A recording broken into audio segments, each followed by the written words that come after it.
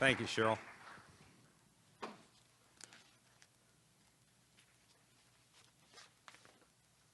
Good afternoon.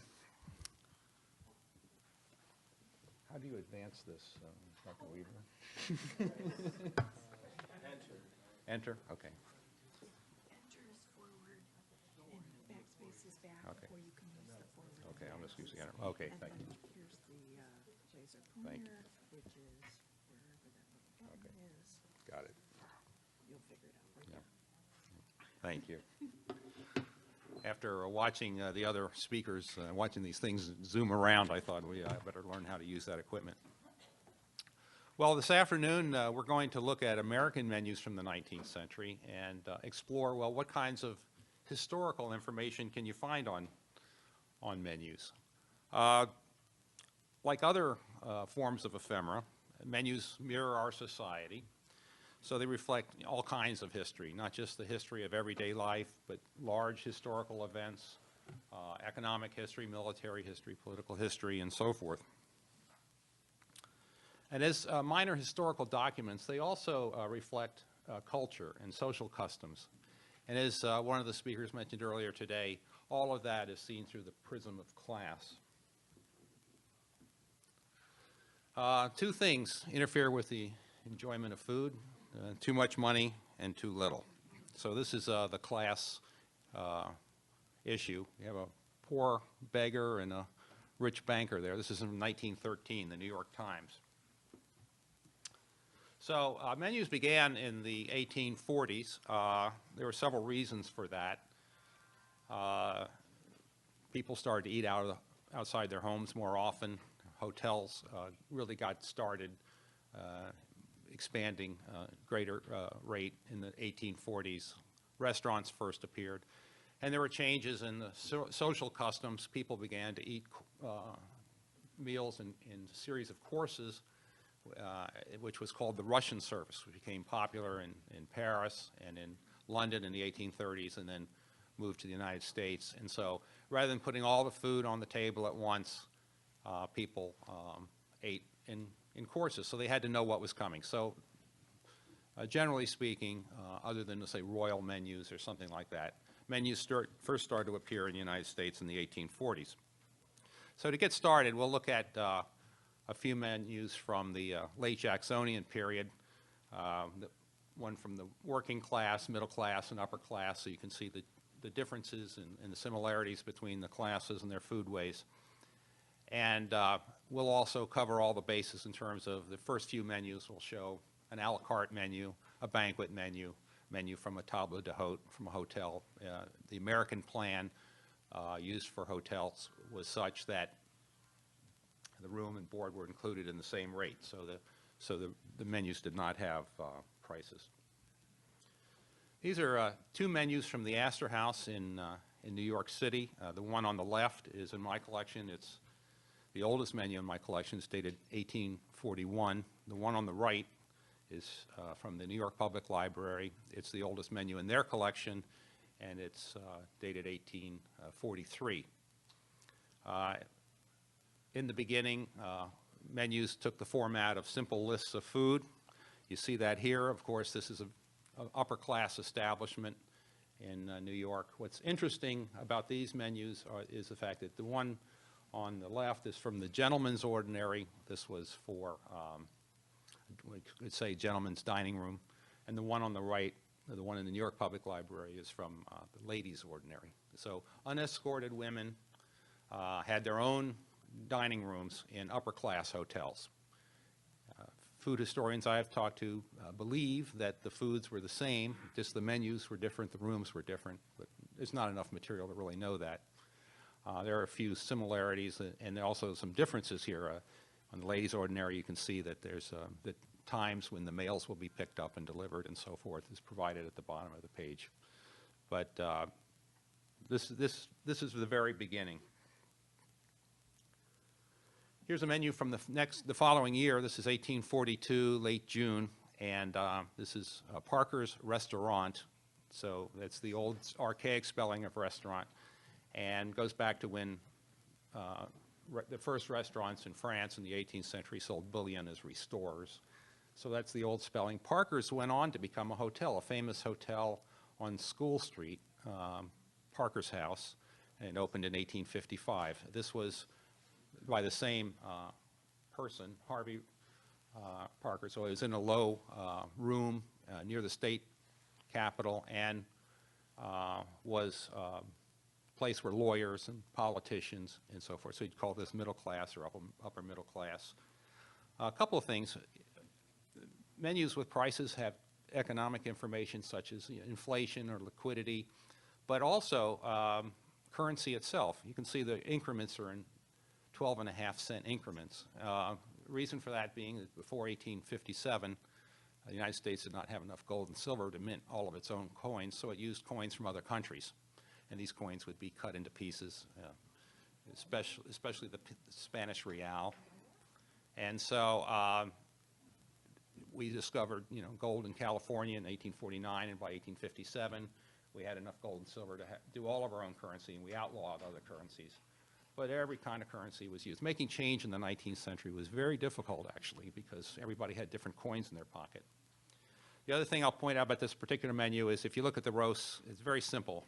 Beef, pig, veal. Foods are described in that way. This is English-based cuisine. This is before the Irish and the Germans came in great numbers in the late 40s. And it's simply described. Here's a menu from the following week. This is July 4th, and this is the Cartman's Independence Day banquet at Cambridge Market. And 1842, the Independence Day would have been the biggest holiday of the year. And again, the foods look, the roasts, they read the same: pig, beef, lamb, and so forth. And you get this feeling of abundance from this working class banquet. Cartmen were the people, the men who had these hand carts, and they unloaded ships and they moved goods around the streets of Boston. So before the Civil War, you looked in the streets of urban America, these cartmen were ubiquitous. They were all over the place, moving goods around from the ships to the warehouses to the markets and so forth. And this is their get-together on July 4th.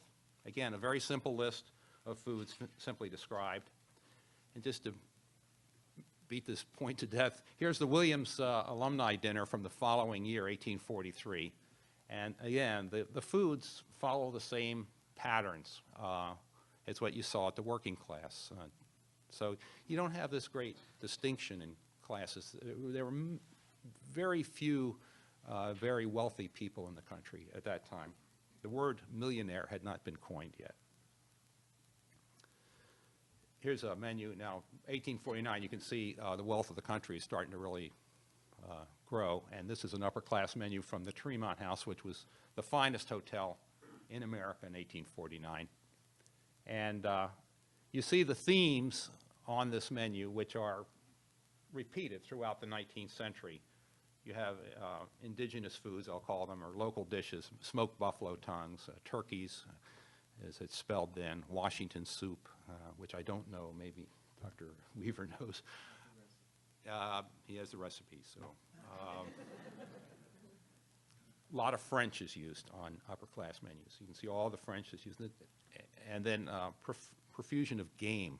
Look at the amount of game on this daily menu at this hotel. This is the finest hotel in America, but still. And then very, very few vegetables, almost an afterthought. In fact, this menu has a lot of vegetables compared to most menus of this period. So menus reflect history, as I mentioned earlier, so we'll look at some examples. Celebrations of progress, which is a recurrent theme in American ephemera, is certainly a recurrent theme in American menus. The anniversary of historic events is the most numerous because the event happens once and then it's celebrated every year. I only have one example of that, but that's the most common one. And then menus which are reporting historic events in real time. And that's one of the most exciting. Now this particular menu is again from the Tremont House, 1851. It has a lot going for it. It's a celebration of progress. completion of the railroad. They're entertaining the British officers who were present at the opening of the railroad between Canada and Boston. And they're being feted by the town fathers. This is paper lace, which comes from the Valentines in the late 1840s. The equipment to make this paper was high-tech equipment at the time. The United States did not have the capability to make lace paper. Then this was imported from England. Again, speaks to the class of this menu. So it has a lot going for it. What got me excited about this menu was the roast doughbirds, one of the game dishes. Doughbirds are the Eskimo curlew, and they were one of the most numerous shorebirds in early America. They, this time of year, they migrated down to Argentina, and they were in great numbers in the uplands of Cape Cod. And they were hunted. They were the most delicious of all the shorebirds. And they flew down to Argentina, and they came back in the spring through the Great Plains. These are the birds that they think Christopher Columbus saw when he was 60 days at sea, and they saw birds. And they think that these were the Eskimo curlews and the golden plovers, who these two species spent a lot of time together. And of course, they've been hunted to extinction. They're no longer there. A few years ago, the Ephemeris Society had in their magazine an article by Glenn Jones, who is a professor at Texas A&M, who looked at fish populations using menus. And he did them in the New York Public Library. A lot of you may remember that. More recently, I just read this year where there are marine researchers in Hawaii using menus, mid-century tourist menus, to track fish populations, reef fish, which have disappeared around the reefs of Hawaii. This is not the best source of information because it does show what's available in the markets, but menus also reflect food preferences. But when you have no other data, this is something that you can go on by. So even today, menus are being used to look at how species were eliminated.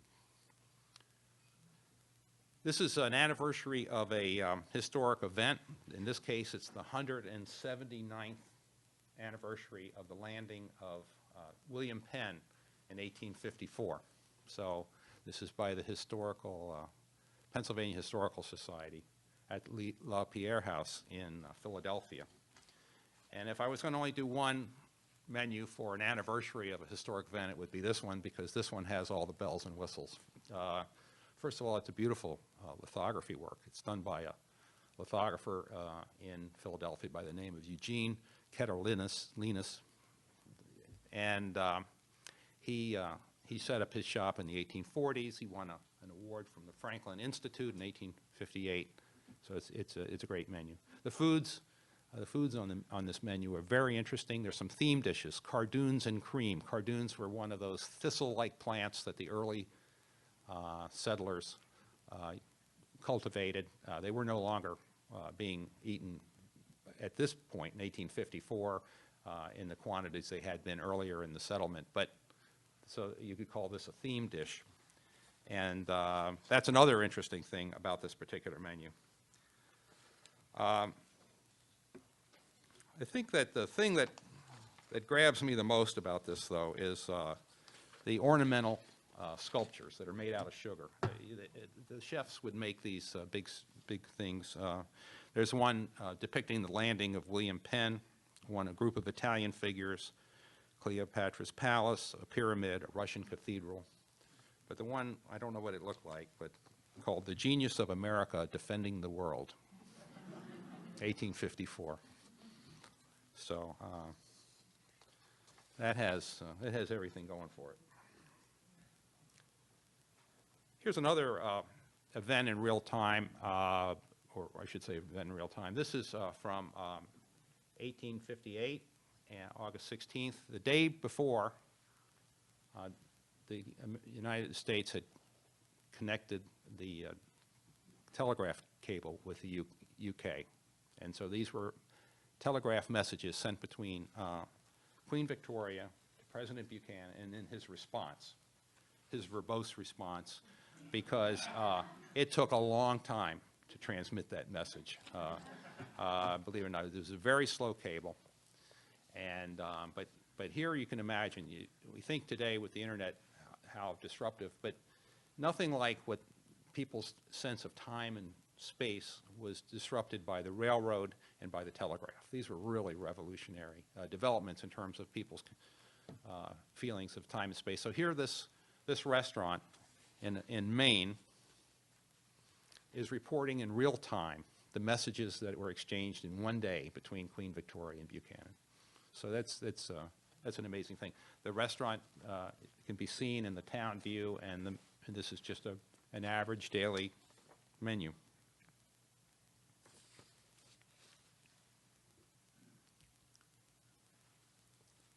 This is a seemingly pleasant Sunday table d'hôte dinner at the Massasoit House, I think I said that right, in Springfield, Massachusetts in 1865.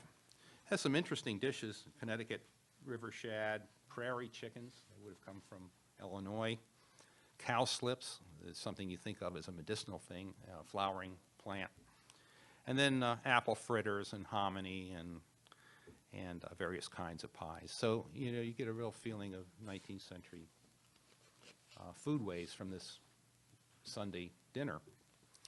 But when you look at it, you say that line is too thick. That's a funereal border. And the date is April 16th, 1865. This is the day after Lincoln died. So you can imagine what it was like in Springfield when this happened. Everything was draped in black. And while people were eating all day long, they would have heard the church bells throughout Springfield tolling. They tolled all day long. So as they were having this Sunday dinner, which would have been about 1 o'clock in the afternoon, this would have been the environment that they were experiencing. This is a menu from 1881, July 3rd, another Sunday, from the Mansion House in Springfield, Massachusetts. I just show it. This is the day after James Garfield was shot. He didn't die from his wounds, but he was shot on Saturday, and this is the Sunday table d'hôte. And I show this just as kind of a reference point. No, I just went the wrong way here.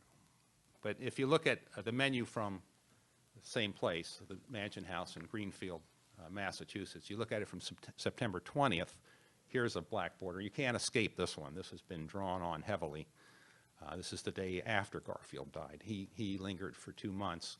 And I had this in the collection for a while, and I said somebody in town died, and I never connected that the president had finally died, because you're always thinking about when he was shot, not when he actually died. And so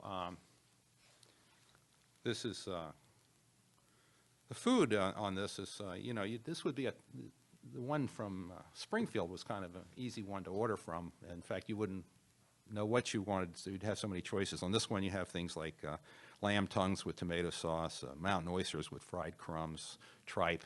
So, I think most people in this room would go for the chicken pie.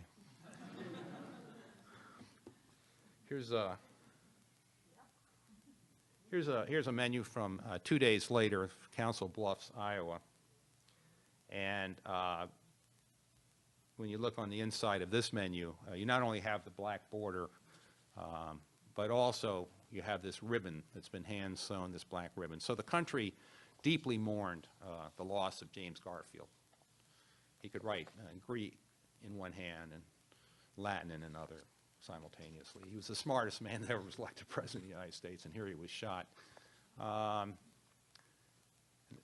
Historians have told me that the nation grieved the loss of Garfield more than Lincoln, but you can certainly see that in the menu. Here's 2 days later, and it's kind of a spontaneous, impromptu response to his death.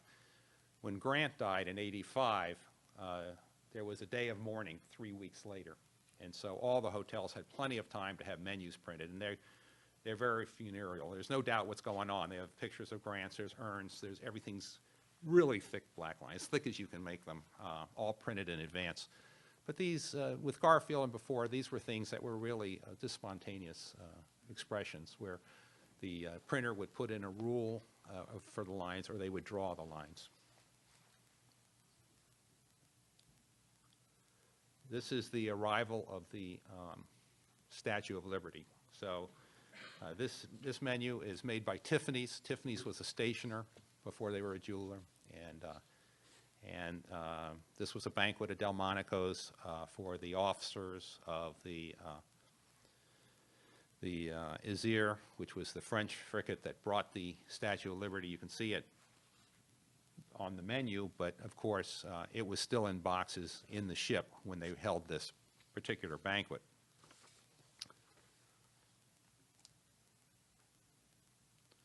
This is the inside of the menu, and this is the typical banquet of the Gilded Age. The protocol was very strict. These menus might vary in what they served, but how they went about it was pretty much set in stone. They started usually with oysters. This is not an R month, so they've started with clams here. They have a soup, an hors d'oeuvre. They pick one of the fish course. Then there's the relève, or what's called the remove. This is something which is, in this case, 2 dishes that are presented to the diners on platters for their inspection. They're taken to a sideboard, and they're sliced and plated and brought back. Then there's 5 entrees. They're served from the heaviest to the lightest. The lightest here is asparagus. And then there's a sorbet to end what they called the first service. So this was the end of the first half of the meal. And you could, Delmonico chef published in his cookbook, 1,500-page cookbook in 1894, and all these recipes are available in a few illustrations. This is what that sorbet looked like. It was called Sorbet Young America. And it was normally served for bon voyage banquets when people were sailing to Europe. But on this occasion, because it was a boat, it was perfect. Instead of one American flag, they put an American flag and a French flag in these little sugar boats. Then followed with the game dish. These were here small birds roasted over a spit. The cold dish. The cold dish was a creation made with foie gras and aspic, and this was a real trick in the days before refrigeration. This was the piece de resistance. This was the hard-to-make thing. The chefs would do this a day in advance, so they would not be distracted, and this was really the signature dish of the. And then a few simple desserts, really afterthoughts. When I haven't seen too much information on how these banquets were priced, but that which I have seen suggests they didn't even charge for these desserts. They're just afterthoughts. They're afterthoughts, and that tells us there were no women present at this banquet. We know that anyway from newspaper reports, but fancy desserts were reserved for when women were present. So you read these menus, you can tell by the desserts whether it was all male or not. Certain foods become symbolic, even to the point of nostalgic, representing events. And I'm going to show some examples here where foods from the Civil War, from the Western expansion, migration, and from immigration took on a life of their own in terms of their meaning for people and how they were served at meals as symbolic foods. This is a Civil War reunion from 1885 in Canton, Ohio. It's interesting in its own right because Major McKinley spoke at this event. But what's interesting, particularly interesting to me, is that they have these Civil War foods, hardtack and sow belly and beans. The soldiers made a lot of jokes about hardtack. These are biscuits, and they would get 2 biscuits a day, among other rations in the Civil War. The soldiers did. Before the Civil War, this was the food of the sailors, the Navy. but they adapted it to the Army in the Civil War. And you'd have to soak them in coffee. They were hard as a rock. And they had a lot of jokes. They called them tooth dullers, iron sheet crackers, Sherman pies. They fried it with pork. It was called skilly scally. So they joked about this food. And so serving it at this reunion had meaning. They didn't always do that, but they did it on occasion. I have other examples where they've done this. The thing that strikes me about this particular menu is that they claim with great pride that it was manufactured in 1861. So it was hard as a rock to begin with, and 25 years later, they got it out of a... I don't think they ate this food. You never know. The Society of Colorado Pioneers. These were people who settled Colorado. The society did not allow people to join if they had come after 1860. Nobody came before 1857. So this group all came at the same time. They founded the towns, the ranches, the mines. And so this is their first annual reunion at the Windsor Hotel in Denver in 1881.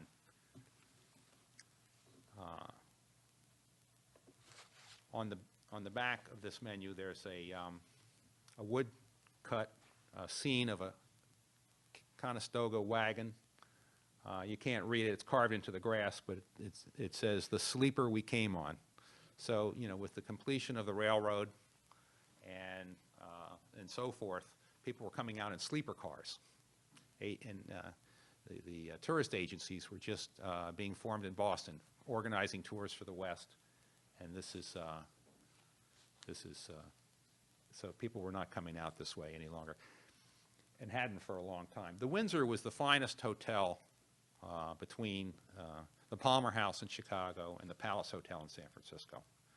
And we call it a destination resort now. I mean, it had everything: barbershops, restaurants, bars, all kinds of things. It was a very fine hotel. They call it the Windsor because it was built with English money. The ranchers who established the ranches in and around Denver were English.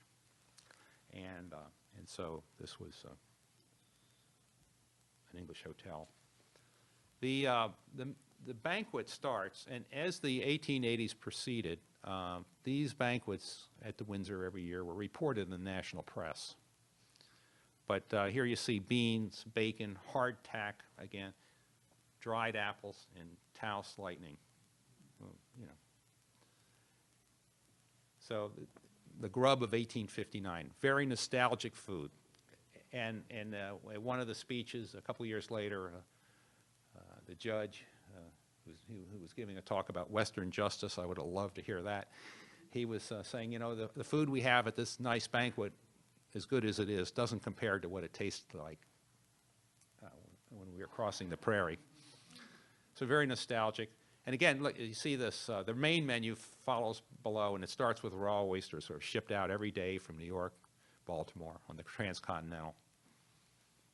Every town all over the West had those every day. So the world had changed a lot for these people. This is the Friendly Sons of St. Patrick. They have a banquet on St. Patrick's Day every year. It was a very upper-class group. You can see this is their 110th annual banquet. So this well precedes the Irish immigration in the 1840s. And what makes this interesting is that, by the way, they had been meeting at Delmonico's for 30 years by this point. And even before then, they ate at very fancy places. But here they have Irish bacon and greens. So they have this nostalgic memory of Irish food. Of course, the Irish who came to the United States, it was one of the most unique groups in the sense they didn't bring their foodways with them, but they had no foodways left. And so they brought nothing with them. And so they didn't, you look at New York and 500 delicatessens on the east side alone with these German and German-Jewish delis, and so there was nothing like that in Ireland. They brought no food with them. And a lot of them ended up in domestic help, and they became the cooks, and they never cooked any food. It's kind of one of these funny things when you read about Irish immigration. But this group was a different group, and this was symbolic food. This is the symbolism of a myth of a past that didn't exist for many of the Irish who came, actually.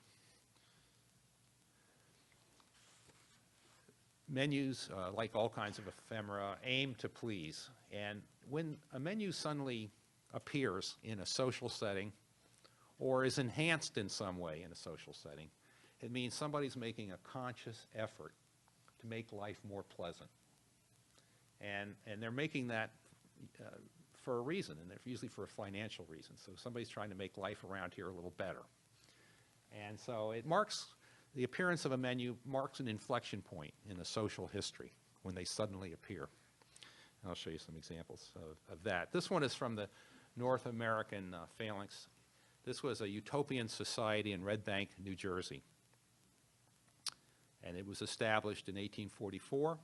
Horace Greeley was one of the supporters. It was one of the largest and most successful socialist communities in America at this time. But of course, in the mid-1850s, these utopian societies began to go bankrupt or out of business. This is an interesting menu in the sense of the typeface that's been hand-carved, this typeface design for bill of fare and this nice woodcut border on it. It's an a la carte menu, even though it doesn't have prices. They would put little chits down as you ordered food, and then they would add it up when you were finished. They had a communal dining room. And the food was very inexpensive. 2 cents for meat, half a cent for pie, 2 cents for pie, I can't remember, half a cent for coffee. The wages were low, and the food was very, very cheap. They started printing menus in 1854 because they were trying to attract new members. But actually, they went out of existence or shortly after this menu was printed. This is a Valentine's Day dinner at the St. Nicholas Hotel in 1882.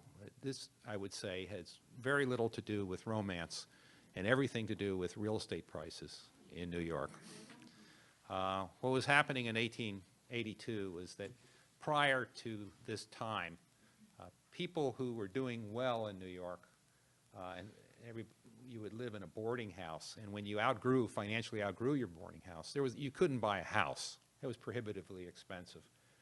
Astors and Vanderbilts, there were houses in New York, but not many. So what people did who became financially successful, they moved into hotels, and they lived in hotels. And so hotels were 50% permanent residents at least, and the St. Nicholas, which is down on Broadway near Spring Street, was one of those. Metropolitan was another one. These hotels had a lot of permanent residents, but apartment buildings started being built in the late 1870s, and people started to move out. And so they tried to make the holiday dinners more festive. They printed fancier menus, and they started celebrating holidays that they really hadn't been paying much attention to before. This is a Christmas dinner in West Point, the United States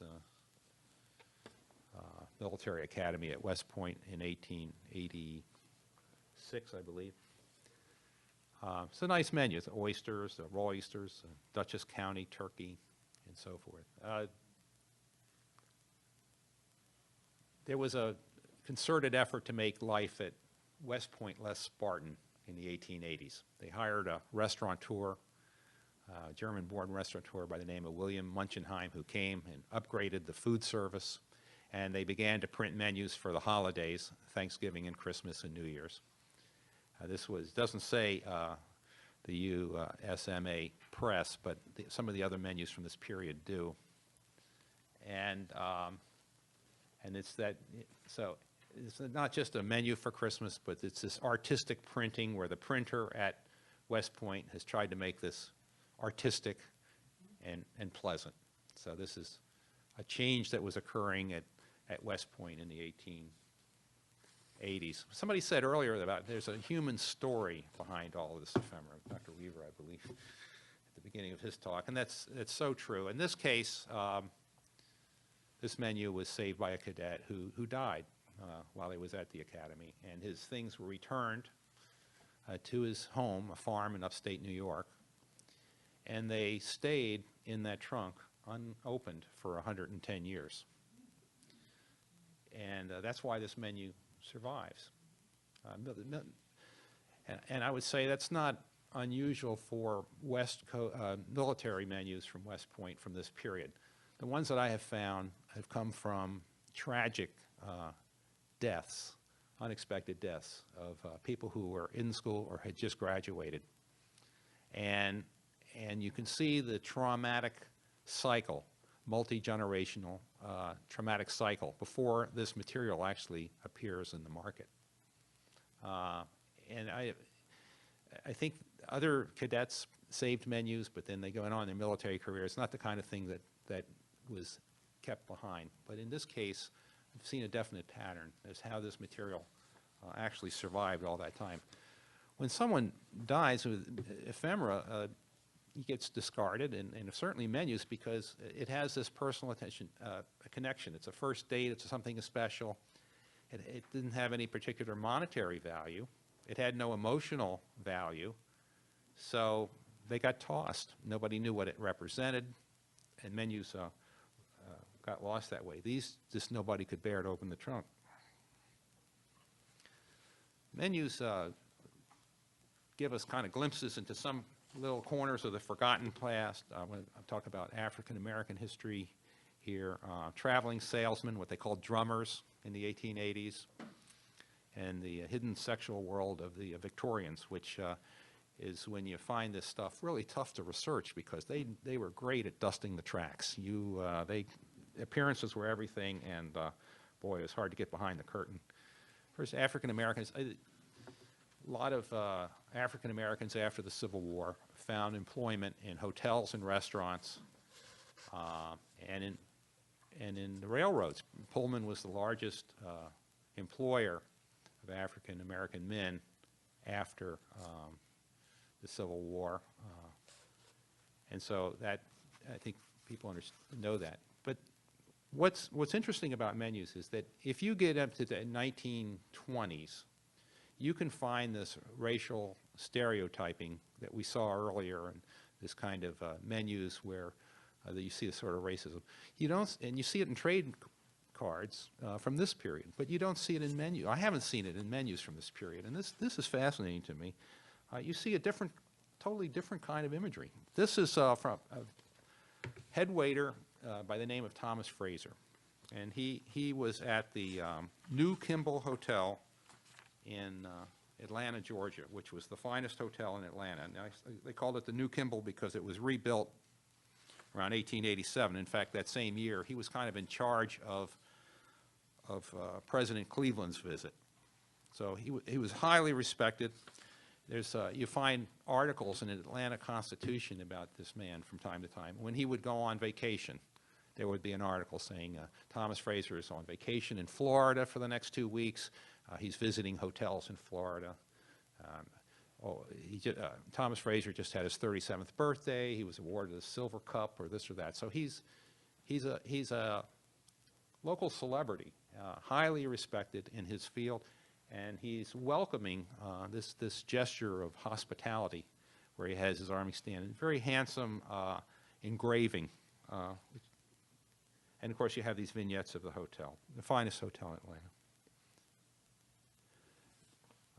Here's another example of that. This is a Beneficial Worker Association, the Tremont House Waiters Association, which I think dates to about 1890. So this is the hotel we were looking at 50 years earlier, still in existence. And William Minor, I believe this man's name is the head waiter and the head of the Beneficial Worker Association. You know, before people had defined benefits and they banded together for insurance purposes mostly and other things, and this was African American Beneficial Worker Association. Yeah, there's not. I'll be the first to say that the record is skimpy here, but this is something, and this has the list of the officers and other things. So you find some interesting. So menus are a source of information around this working world where there really isn't any other information, or very little. This is not that. This is something else. This is the DeSoto Hotel, I believe it's called, in Savannah, Georgia. And this would be a winter resort. So this is a hotel where Northerners would go down to summer during the winter to get the warm weather. And it's called a Negro Cottage on Bonaventure Drive. So here you see they're treating a neighbor's home as a sort of a tourist attraction. This is a tourist attraction for Northerners who are coming down.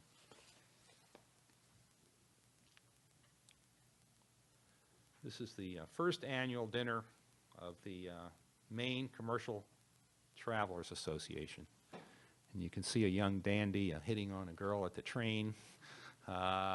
These men were on the road continually. They were called drummers. There were 60 to 100,000 of these people traveling around the country at the time. They seemed all the more ubiquitous because they were moving around all the time.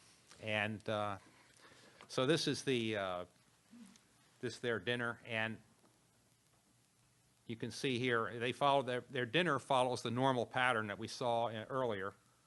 The difference being that they have these inside jokes along the right-hand side, and they have cigarettes served with the sorbet. And you see that also at Delmonico's in 1889. Cigarette rolling machines were put in the early 1880s, and if there were no women present, they would serve cigarettes. The process of historical discovery is always fun. This is a coy menu because it has just this word hotel, 102 West 52nd Street. The wines, the champagnes are very expensive. I'd never heard of this hotel. It was a double Widestone. When I looked inside the menu again, upper class foods, upper class prices. This would be about 1882 or 83. I really couldn't solve this one. I turned to Richard Zacks, who wrote the book on sin-loving New York. And I found out, he sent me a Vice report, one page from a Vice report in 1890, and this was a love hotel. This is where the upper classes who are having extramarital affairs would go to this hotel, and there's nothing, I mean, it's like it was never there. But, and then lastly, the diversification of American foodways. As we get towards the end of the century, diet, exercise, foreign cuisines start to come in. Dawn of a new century. We saw earlier something from Kellogg's. This is from Battle Creek. And no more dishes. If you looked at those banquets, you can imagine what their digestive systems look like. So this is vegetarian. This is from early vegetarian dinners in New York. The Laurel was one of the first vegetarian restaurants. And then the annual banquet of the Brooklyn Physical Culture Society. This was bodybuilding, a guy named Bernard McFadden. And they were vegetarians, very closely connected to the vegetarianism. So you can see vegetarianism coming in. And then foreign banquets, foreign foods. A lot of this came in from the military. Here's a Thanksgiving luau for troops on their way to the Philippines during the Spanish-American War. They were turned around. The war was over by then. But they were hosted to a banquet by one of the planter families. You can see the foods there. Here's the Great White Fleet. Tens of thousands of sailors going around the world were served foods as guests from various countries, and this is for the officers. There was also one in Formosa with for the enlisted men, not quite as grand. And then a lot of the diversification into foreign foods. People started going to other immigrant neighborhoods to eat. They go down to Chinatown or the Italian neighborhood, and those restaurateurs quickly moved into the middle-class American menus. So this menu says, first man in Boston who made chop suey in 1859. Totally senseless kind of thing, which man, and the first one to make it in 1879, or was it 1879 first year? But I just put this in as a reminder. A lot of the restaurant history, food history is just rubbish. I mean, it's all based on restaurant hype and lore, and even original source material can be way wrong. You have to really put things into context and interpret the historical evidence very carefully. The other thing, the things that I've shown here are what I'd call information rich. They have just lots of historical information as far as menus go. But most menus are just lists of foods, maybe a date, and a venue, and that's it. So I wouldn't call that information. I'd call that historical data. So the New York Public Library has a project called the What's on the Menu, and people can log on and transcribe menus in their collections, and then the data is aggregated. So you want to see what year a dish first appeared, or all that data can be accessed. So you go in, you transcribe the menu, it goes into an electronic file for review. If it passes, one of the curators will look at it, gives it the okay, goes into the database, and when you go in there and search. And to date, they just started this in 2011. They have 1.3 million dishes transcribed from 17,000 menus. So it's a great database already. So they've taken this data, this historical data, and they've aggregated it into information. So with that, are there any questions?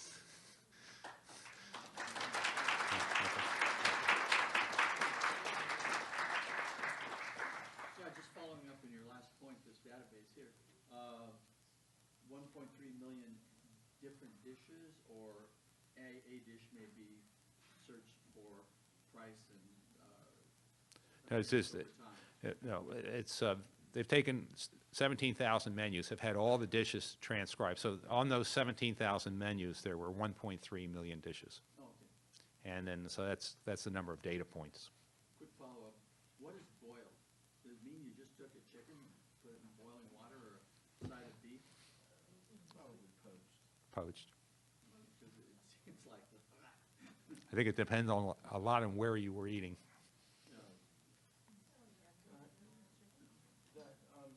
That menu for Mr. Hung Farlow in Boston, that was also, there was a vaudeville skit about that restaurant. Do you know about that? No. It's a pun on his name. Let's leave it at that.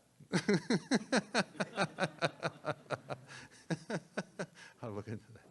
Can we read anything into the fact that the day after President Lincoln died, the day after President Garfield died, restaurants were open for business as usual? And a century later in my lifetime, the day after JFK died, the world shut down. I mean, even Jack Ruby closed his club. Yeah, no, the menus are the same as that they would have been. The only difference is that they put a black border around it. People were going to eat in any event. These hotels were also civic centers of activity, so people congregated, townies would eat at this. It wasn't just transient people, but no, they wouldn't have done that in the 19th century. They would have eaten dinner, but the atmosphere would have been very different that day.